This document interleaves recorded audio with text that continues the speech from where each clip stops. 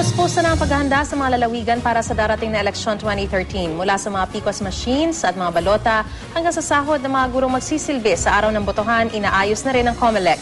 Balitang hatid ni Trisha Zafra. Ilang eskwelahan na ang sinisimulang kumpunihin at ayusin bilang paghahanda sa May 13 midterm elections. Para sa mga guro ng Burgos Central Elementary School sa Ilocos Norte, malaking bagay ang pagtitiyak ng kaayusan ng kanilang polling precinct dahil malaking bilang ng mga residente sa kanilang bayan ang lumalahok sa eleksyon. Sa Ilocos Sur, patuloy na inaayos ang sistema ng pagpapasweldo sa mga gurong magsisilbing Board of Election Inspectors. Formal nang inanunsyo rito ang direktang pagpapadala ng sahod sa bank account ng mga guro.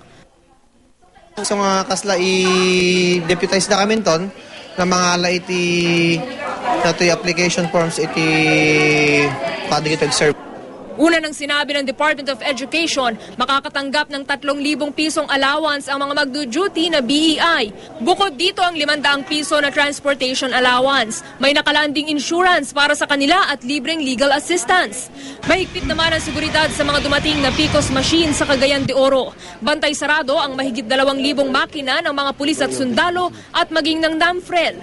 Dumating din ang mahigit 300 kahon ng mga gagamiting balota.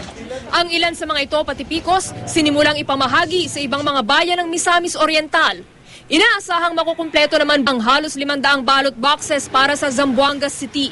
Pagtitiyak ng COMELEC officials sa lungsod, agad ididiretso ang mga balota sa kustodiya ng City Treasurer's Office na siyang may tungkuling pangalagaan ng mga ito hanggang sa idaos ang eleksyon.